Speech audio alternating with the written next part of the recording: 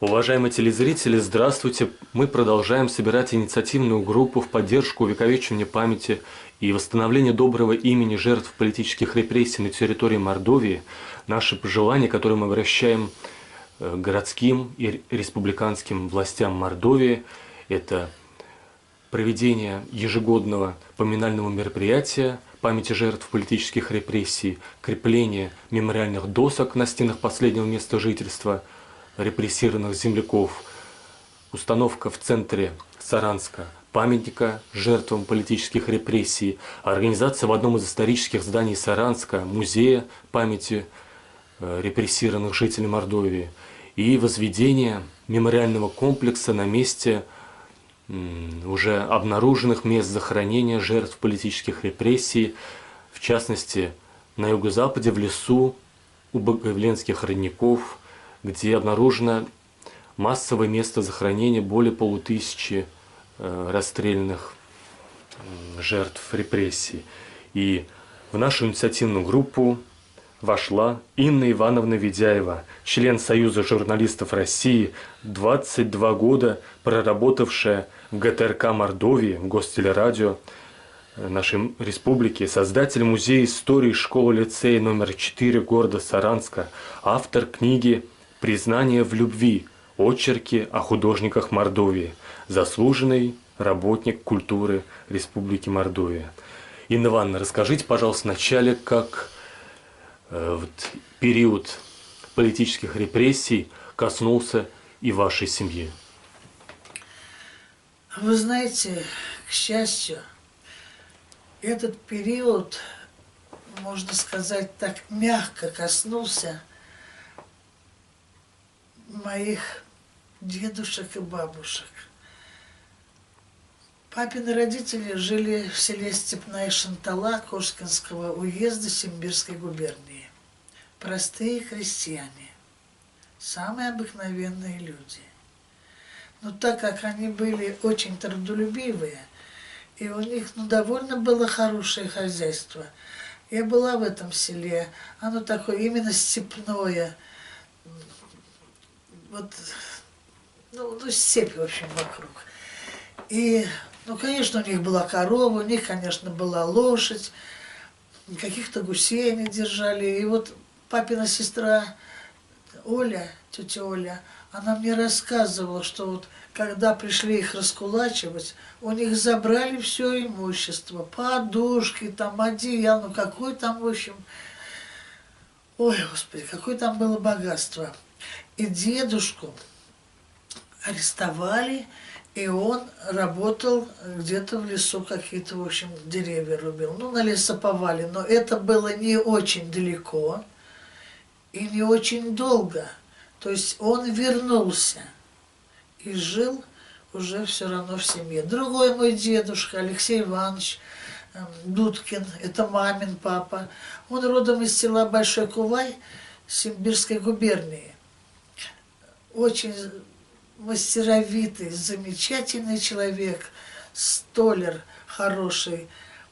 И когда они жили вот в Кувае, у них тоже была большая семья, и их заставляли вступать в колхоз. А он этого не хотел. Он был, как говорится, ремесленник, мастер. Из-за этого, значит, он уехал с семьей и с детьми из Кувая в Ордатовский уезд. Значит, это в Трипаловке, на лесозаводе он сначала работал, потом переехал в город Ордатов и стал там тоже столярничать. Ему делали заказ. Вот в то время, по-моему, пол Ордатова он делал филенчатые двери, он делал окна. А местное начальство, какой-то начальник, заказал ему сделать такой стол для кабинета служебный какой-то. Он сделал ему стол, он ему сделал выездные сани, еще там какие-то сделал поделки. И, в общем, от него отстали, его никуда не забрали, но лошадку забрали. И бабушка моя, Анна Федоровна, она все, так она вспоминала этого орлика, все-таки они забрали в колхоз. Лошадка там благополучно скончалась. А дедушка до войны в Ордатове работал на мебельной фабрике. фу, на мебельной, извините, на музыкальной фабрике. В Ардатове была музыкальная фабрика, где делали балалайки. И вот он и дядь Петя Зайцев, наш сосед, они работали на этой фабрике. И вы знаете, он ну, работал и работал, столяр был. И однажды, я когда вот после того, как я работала, я некоторое время работала, 9 лет работала в картинной галерее, а потом работала в научно-исследовательской лаборатории по художественным промыслам. Была такая организация, созданная Ким Михайловичем Калининым, министром местной промышленности. Это было совершенно новое дело. Там вот, ну, как бы в поддержку народных промыслов. Это был 79-й год. И я как там ну, сотрудник этой организации, я писала летописи предприятий местной промышленности. Ну а так как Гордатов это моя родина, ну естественно, там был промкомбинат, там была фабрика «Сувенир», и я писала летописи этого предприятия. А раз я пишу летопись, значит, должна рыться в архивах, доносить какие-то ну, материалы. И вот представляете, вот в Ардатовской местной газете я нашла статью довоенную, где было написано, что вот Алексей Иванович Дудкин, вот дядь Петя Зайцев, они работают на фабрике музыкальных инструментов, они там 200% выработки, очень передовики. Дедушка никогда об этом не рассказывал. Никогда. Об этом вот я узнал, когда уже, значит, в архиве покопалась. А то, что дедушку второго со стороны папы, Григория Васильевича Ведяева, вот в Степной Шанталле раскулачили, мне тетя Оля, его сестра, рассказала уже через, наверное, лет 12 после смерти отца, когда начались вот эти 80-е годы. И она, кстати, даже что-то там хлопотала, ей какой-то материальный ущерб за это, ну, возместили. Вот, да, почему музыкальная фабрика, музыкальной местной промышленности, потому что от этой вот музыкальной фабрики потом пошел промкомбинат, потом, вот, ну, как бы я, откуда что пошло. Вот, ну, я что хочу сказать. И, конечно, ну, как вот в нашей стране нет ни одной семьи, чьи родные не воевали или не погибли на Великой Отечественной войне, также и нет, наверное, ни одной семьи, где не пострадали бы вот родные в годы этих репрессий. И то, что вот у нас ну, вот не так давно ведь обнаружили в этом лесу массовые захоронения, конечно, я думаю, будет довольно сложно установить имена, фамилии погибших. Но с другой стороны, наверное, вот в КГБ были какие-то архивы, наверное, можно поднять, найти какие-то эти фамилии. Но я не думаю, что это уже все-таки столько лет прошло, я думаю, пора все-таки это сделать. Вот во время войны ведь сколько у нас умерло раненых в госпитале, сделали же вот на кладбище мемориал. Конечно, там тоже не все фамилии, там намного больше похоронено, но все-таки есть место, где мы отдаем дань памяти погибшим воинам.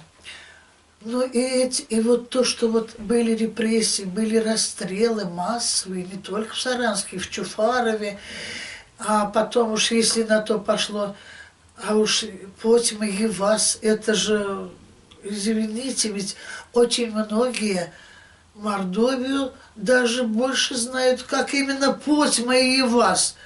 Потому что сколько там сидело людей, это же, ну, я думаю, непостижимо. И, наверное, расстреливать не в Саранск увозили оттуда, через всю Мордовию. Конечно, там, неужели Саранск? Это Саранск, это здесь местная тюрьма.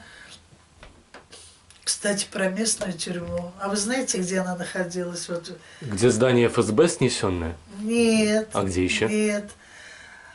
Это здание сейчас сохранилось, вот музей военного подвига. А, И вот это сзади. Там стоит здание. Угу. Это же вообще-то была тюрьма. И, кстати... Что вы, расскажите подробнее, что вы знаете? Ну, я знаю только то, что... Ну, это она и раньше еще, наверное, до революции там была тюрьма. А вот после революции, после революции нет, когда После войны Михаил Михайлович Бахтин. Бахтин вернулся, он жил именно в этом доме. В этом доме, вот, в этом здании тюрьмы. И моя одноклассница Люся Фролова там жила. Она все она, кстати, рассказывала. Я какую-то передачу делала об Бахтине, она мне, ее недавно повторяли, она мне звонит, говорит: Инка, ой, я твою передачу слышала, вот а я ведь с ними, ну, в одном доме жил, и, значит, его жена мне, нас там, девчонок, просила, девочки, у нас был кинотеатр «Комсомолец» на Гражданской улице, там был магазин, вот сходите в магазин, купите колбаски для собачки. Ну, мы ходили, покупали колбаски. Гражданская — это проспект Ленина, да? Проспект Ленина, да. И там был кинотеатр «Комсомолец», деревянный, в общем, его сломали. Вот, то есть он там жил, видите, какое место. Так что у нас в Мордовии, ну, в том числе в Саранске, нужно делать, ну, я не знаю, конечно, музей это специальное какое-то здание, или, может быть, в Краеведческом музее, вот в новом здании, какой-то отдел посвятить трагическим страницам жизни нашей страны и нашей республики. Инна Ивановна, или еще есть такой вариант здания городадминистрации. Это же была учительская семинария на Советской площади. И это огромное красивое здание, построено как раз для общественных мероприятий в начале, во время Первой мировой войны. Есть идея его превратить в музей города. И это вроде бы даже было и в конце 80-х такая идея. И каждый этаж там можно посвятить разным периодам. И в том числе часть этого большого музея передать. У меня, знаете, какая была мечта? Какая? О музее города. Я училась в Саранске в 3 школах. В средней школе, в 7-летней школе номер 6. На месте нашей школы, это здание из 17 века, оно относилось к собору, который был на месте партшколы. В общем, это такое церковное здание. А партшкола где находилась? Не партшкола, а дом советов. Партшкола, где дом советов. А партшкола, кстати, где она? А партшкола, она, ну, где дом печати новый, а где строительный факультет. Это партшкола, но это новое. А до этого там старая была партшкола или нет? Там нет, партшкола, вот я 53-го года здесь, она там и так и была всю жизнь партшкола. А до этого там монастырь был на месте этого? Ну, это... Ну ладно, да. Продолжим. И вот когда мы учились в 6-й школе, это где-то, может быть, был 56-й, 57-й вот там год. Вот этот скверик, где стоит памятник Ленина, что-то там раскапывали. И там были захоронения священников. Мы убегали, наверное, в 6 классе мы убегали с уроков. Какие годы? Ну, 56-й, 57-й, вот эти середины 50-х годов. И мы смотрели, и представляете, там вот священники в золотых ризах, вот эти ткани старинные, золоченые, они сохранились. Куда их дели потом? Ну, мы были детьми, откуда я знаю куда. Ну, куда-то закопали, наверное, где-нибудь. И вот вы понимаете, а когда вот, ну, сейчас уже взрослые, все, и у меня учительница там была очень замечательная, Мария Петровна Слепова, по русскому языку и литературы. Ой, светлая ей память, настоящий педагог от Бога. И вот мы как с ней разговаривали, я говорю, она говорит: ой, ну вот в нашей бы школе, это же здание 17 века, сделать хотя бы музей города. Ну, в конце концов, здание сломали, здания нет. Ну, а вот то, что здание горсовета, где вот мэрия сейчас, сделать музей города, это было бы интересно. Но не надо там делать музей репрессированных. Почему? Потому что нет, вот музей репрессированных в этом здании делать я бы вот, например, не хотела, потому что оно было это светское учреждение, вот, ну, потому что вот, понимаете, мемориал это мемориал, это должно быть что-то специально построено, даже архитекторы. Вы знаете, я очень много, я, в общем, бывшая туристка в университете, мы были туристами, и много путешествовала по нашей стороне. И вот когда я была в Ереване, вот, ну там Вот этот такой комплекс, это вот трагедии 15-го года, такой холм, это, вот понимаете, там какое-то святое место, оно сделано потомками, и это вот до слез впечатляет. И, и в ясную погоду с этого холма видно Арарат. А ведь Арарат находится на территории Турции, хотя это священная гора армян. И я думаю, что если бы, вот, например, в нашей республике воплотилась эта вот идея создать какой-то мемориал жертвам, да, во-первых, значит, мало того, что у нас погибло очень много людей из нашей республики, но с территории нашей республики, пусть она раньше там не была республикой, ну там, ну, до 30-го года, все равно это были наши края. То есть людей погибло очень много, наших, коренных жителей Республики Мордовия, а потом, а в Евасе, в этой Потьме, в этих лагерях, это же там люди-то были со всей страны. И, наверное, там в Потьме тоже надо сделать что-то памятное. Я, конечно, понимаю, что там были и настоящие преступники. Все это мы понимаем.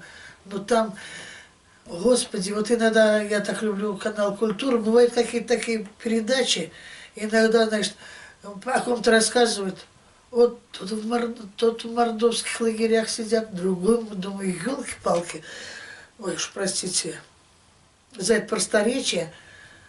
Ну, прям говорю, как будто наша Мордовия, это только вот эти лагеря. Ну, есть у нас что-то и хорошее, и доброе, и прекрасное, в том числе наше изобразительное искусство, и музыка, и поэзия, и театр, и все. А вот у многих, вот, к сожалению, Мордовия ассоциируется с этими лагерями.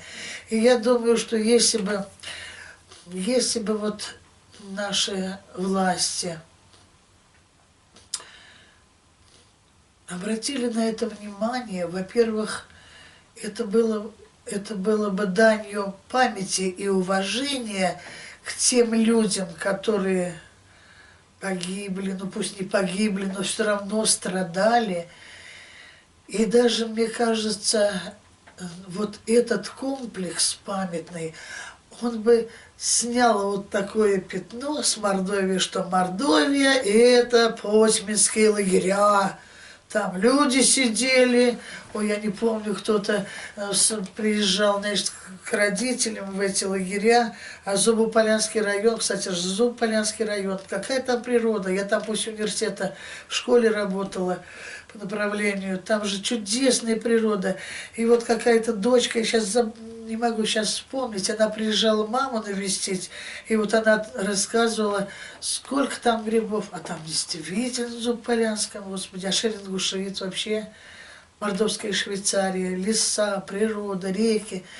И вот мне хочется, чтобы о Мордовии вспоминали не только как о месте, где были вот эти вот лагеря, тюрьмы всякие разные и прочее. Ну и что она у нас очень милая, хорошая, добрая республика, с своей замечательной культурой, с хорошими людьми. А помнить о том, сколько, ну помнить надо, вы понимаете, так обидно порой, что, не знаю, все-таки это зависит от родителей и от школ, но дети так мало знают об истории страны и об истории своей республики. Я вот сейчас скажу очень неприятную для меня вещь. Очень я расстроилась. Вот когда Борис Егорович Иванов, директор лицея номер 4, пригласил меня сделать музей, мы с ним были хорошо знакомы, потому что и он, и я занимались туризмом, ориентированием, я уже на пенсии была. В каком году? Это, ой, господи, ну, наверное... Примерно? Врать не буду. Угу. Ну, может, 34-й год. Я стала собирать материалы. Я и замечательный у меня был художник Сергей Носов. Ой, я что-то так сейчас отвлеклась. Вот Сережа Носов. Он сделал экспозицию этого музея. Я собрала материал, мы сделали экспозицию, он его все подготовил. А потом, когда Борис Егорович умер, его брат, значит, он пришел там к ребятам, которые, ну, где-то в мемориальном комплексе работали, и они ему говорят: Сережа, вот тут такой заказ необыкновенный пришел, надо что-то проявить фантазию. Брат Бориса Егоровича заказал портрет, у него такие были свои требования, и Сережа Носов ему сделал памятник потрясающий. Там, он говорит, турист, да, там и горы, и березки, и стихи. Ну, в общем, вот, как странно сложилась судьба, но это можете не давать в эфир. А что меня так расстроило, о чем я начала говорить? Вот, значит, лицей номер 4 в центре города. Замечательный лицей. Мой брат закончил его. Знаменитый был выпуск 66-го года. Его окончили 17 классов, 532 ученика, 100 медалистов. Мне кажется, во всем Советском Союзе такого не было выпуска, потому что Михаил Иванович Мамаев, первый директор этой школы, он открывал эту школу, потом на фронт ушел, и потом опять был там директором. Он сделал такой опыт, что ли. Это была школа старшеклассников. Там учились ребята и девчата с 8 по 11 класс. А в 66-м году 11 класс отменили, и поэтому получился сдвоенный выпуск. И 10 и 11 классы. Огромные, одни старшеклассники. Вот, я говорю, 532, если не ошибаюсь, и 100 медалей. И вот в позапрошлом году они собирались, их более 100 человек собралось. Это вот о прошлом. А вот сейчас, значит, когда я вот там, ну, я сделала этот музей, там какое-то время работала, и я собрала там несколько ребятишек, ну, как бы, они у меня были как и юные экскурсоводы. Ну, вот собираюсь в музей там. И просто как-то однажды в беседе, чего меня как бес дернул за язык. И я говорю: тут улица Полежаев. А кто такой Полежаев? Ребят, вы знаете? Нет. Я говорю: а у вас уроки русской литературы же есть? И есть. Вот вы знаете, я была в шоке. Наш поэт замечательный, но когда эту эпоху рассказывают, ну скажите два слова, что жил в нашем городе Саранске Александр Иванович Полежаев, поэт-демократ, памятник стоит. Ну я сводила их в музей, ну и что там, 7 человек.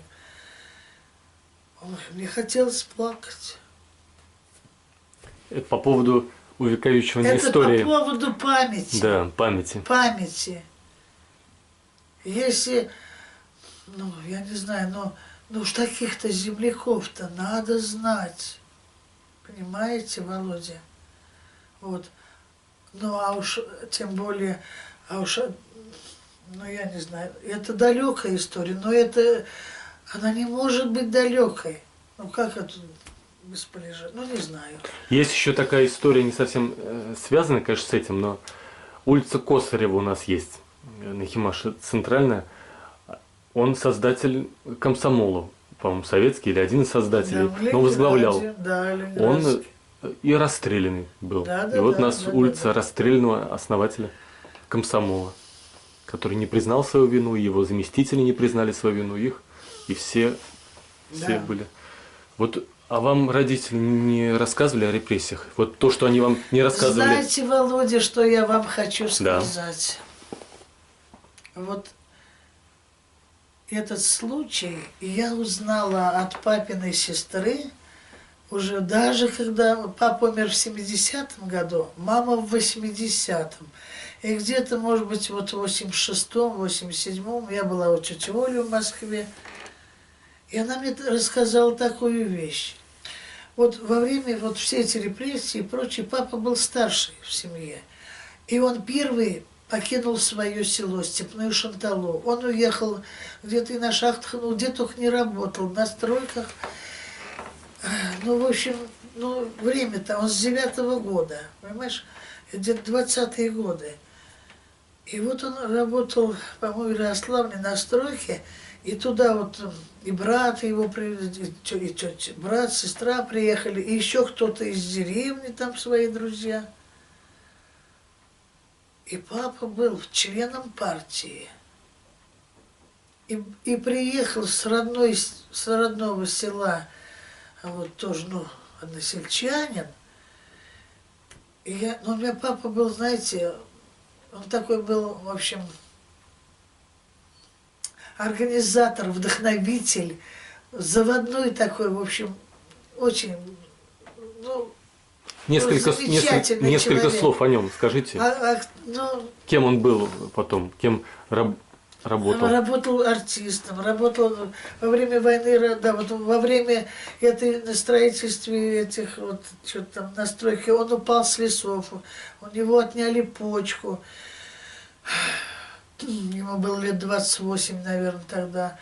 Вот, и он какой-то очень хороший хирург его лечит. В общем, ну, его спасли. Из-за этого на фронт не взяли, потому что он был уже инвалид. И во время войны вот они с мамой приехали в Ордатов, он там был, во время войны был директором колхозно-совхозного театра. Вот, они там на гастролях ездили, у него награды всякие, у них медали за доблестный труд в годы войны. Потом они работали на Урале, а с 53-го года здесь работали в Саранске, в театре. Потом папа... В каком? С 53-го. А в каком театре? В Русском драматическом. Он тогда был один. Это потом у нас появился отдельного, а раньше он был один. А он где находился? А он находился... На рабочей? Да, он был рабочий, вот здесь, где сломали то здание. Это был вот этот театр. А в 61-м построили на Советской, вот да, его потом перенесли. построили на Советской. И я помню, а когда мы приехали в Саранск, мы жили у папы в кабинете, прям в театре. Это была счастливейшая для нас жизнь. Это в здании на рабочей? Да, вот в старом театре. У папы был, он был замдиректором каким-то. И у него был кабинетик маленький. Как мы там, значит, 4 же мы были. Тоже мы из театра не вылазили. Мы все смотрели. Когда не было репетиции, мы на сцене играли. Однажды играли в прятки. И подружка-одноклассница у нас, Вероника, в яму упала оркестровую, но только ушиблась. Но это мы уже уходим от этого. А потом он работал в новом здании на Советском? Да, да. Да? Оказывается, это здание построил Гридин и его сын, Мордовское отделение «Яблоко», а отец как раз возглавлял строительство, в том числе вот этого здания на Советской улице. Вот про это здание папа был первый человек, которого хоронили из этого театра. Это 70-й год, ну что, ему было 61 год с половиной. Молодой. Вот гроб был в верхнем фойе, а перед этим в октябре осенью Евгений Алексеевич Ноздрин, художник, написал его портрет. А как он его знал, папа, во время вот войны, они же ездили, были в Алатыре, Алатырь родина Ноздрина. И они там жили на квартире у его мамы, у Евгения Алексеевича. И, в общем, они были знакомы. Вот, и, короче, Евгений Алексеевич написал его портрет, а мы все никак не могли сходить, посмотреть в мастерской. И он принес этот портрет на похороны. Вот. А потом он нам его подарил, и сейчас вот в нашем доме, у Саши, у брата находится этот портрет. Так вот, мы с тобой все уходим, мы уходим в какую-то даль. И вот мне тетя Оля рассказала, уже, знаешь, папа умер, через 10 лет мама умерла, потом начинается вот у нас эта перестройка, когда у нас уже все стали об этом говорить и рассказывать. И вот она мне сказала, что вот папа вот на этой стройке, он там, ну, был каким-то бригадиром, он такой активный был, всегда вообще веселый, жизнерадостный. И вот кто-то из его односельчан сказали начальству, а у него дедушка был старостой в церкви. И папу выгнали из партии. Вы понимаете? И он никогда в доме, никогда об этом не говорил. И мы никогда не знали, что папа был в партии. Но, слава Богу, это были, знаешь, какие-то там еще не самые свирепые годы. Просто выгнали и все. За то, что дедушка был старостой в церкви. У меня, кстати, есть книжка Евангелия, подаренная папиному отцу, подписанная. Вот он там где-то учился, вот это ему Евангелие подарили. Вот, но это я тебе рассказываю, это все не надо. То есть я тебе хочу сказать, вот, к сожалению... Инна Ивановна, ну я все это выложу, все интересно, касается знаю, вашей как... личности. Вот, Ага. да, и, кстати, вот мы все никак не могли к маме на родину съездить, вот недавно съездили в Большой Кувай, и там, в Большом Кувае, похоронен брат нашего дедушки, вот по маминой линии. Наш дедушка Алексей Иванович, а там Семен Иванович, его брат, тоже столяр. Вот. Так вот, дедушка-то от репрессий-то в Трепаловку на лесзавод уехал, на лесзаводе работал, а того брата репрессировали, он 7 лет сидел в лагерях, потом вернулся. Вот там его могилка. Но об этом дедушка нам никогда не рассказывал. Почему? Чтобы вы никому-то не рассказали, Володя, да? потому что это было страшно. Не дай бог, дети брякнут где-нибудь чего-нибудь. И то есть вот мы, вот я все там хочу все древо какое-то нарисовать, вы понимаете? Ну нет, ну конечно мы дети, может быть мы тоже были не слишком любознательными, любопытными. Ну что, жили, дедушка там, Ордатов, это вообще меня обожают, вообще обожают. Город прям самый любимый на свете. То есть вся страна скрывала от своих детей Конечно, часть правды. конечно, это было страшно, да. Вот. А что-то о защите церквей крестьянами вы не слышали? Может быть, когда сносили, и вот и в некоторых селах Ну, люди таких, выходили вот, знаешь, массово. таких вот особых это. Я про церкви могу только сказать вот свои детские впечатления. Детство у меня в основном в Ордатове прошло. И я вот помню, что мы с бабушкой, с Анной Федоровной, она меня водила в церковь в Четвертаково. Она была... Четвертаково было не очень далеко от Ордатова. А на нашей, вот на моей родной улице, набережной, на набережной, сейчас она Дючкова, там вот, где вот сейчас был рынок, там тоже стояла церковь, а потом в этой церкви был вот этот самый промкомбинат, о котором я писала летопись, когда работала по местной промышленности. То есть при мне там церковь уже... Вот когда там она уже не работала, там даже моя девочка-одноклассница жила. А еще, да, я вот знаете, что помню? Я помню, как крестили моего брата Сашу. Это было батюшка, весь в черном, приходил к нам домой, ну я еще маленькая была, конечно, но это было так необычно, такой благообразный, такой, он не старый, средних лет. Вот я помню, прям вот в черном весь. И вот у нас было две, ну, кухня и передняя. И вот в передней вот там такой какой-то тазик был у нас. Вернее, такая ванночка какая-то цинковая. И вот я помню братика моего маленького вот в этой вот ванночке в доме батюшка купал. Вот это вот, видите, крещение было дома. Потому что в Ордатове церкви не было уже. Вот вы, когда вы много радиопрограмм сделали, наверное, там десятки и да, сотни, много, может быть, да? Много, не считала. Не считали. И в том числе при подготовке некоторых из них работали в архивах. А, кстати, Да. вот, кстати, вот если мы заговорили о церквях, то я вот, у меня, по-моему, они даже, может быть, даже в фонотеке, но я вроде оставляла в фонотеке. Когда открывались Нахсарский монастырь, он же был заброшенный. Когда мы были студентами, вот после первого курса, это, значит, было лето 63-го года, там, значит, в Темниковском районе, в Ямашевской роще, там был студенческий лагерь. И мы там, студенты, отдыхали. И мы ходили вот в Нахсарский монастырь. Он, конечно, был без крыш, без всего. У меня даже фотографии есть, но вот там такие необычные росписи. Там же вообще какие-то уникальные, своеобразные росписи. И что так, ну там место красивейшее, это пойма реки Мокши, вообще лес сосновый, чудо. И потом прошло довольно много лет. Если это было в 63-м, а на телевидении радио я с 79-го, да еще не... И там возродили этот храм, это Нахсарский монастырь. И я делала репортаж с открытия. Это было на Троицу. И вот там этими березовыми веточками все, в общем, это все очень было трогательно. Мне самой это запомнилось.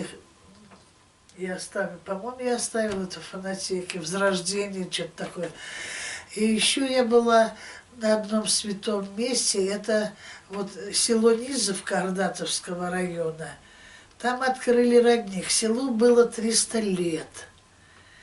И вот там тоже, ну, что-то такое, часовенку, ну, что-то сделали такое. И вот открывали этот родник. Я даже записала журчание этого родничка.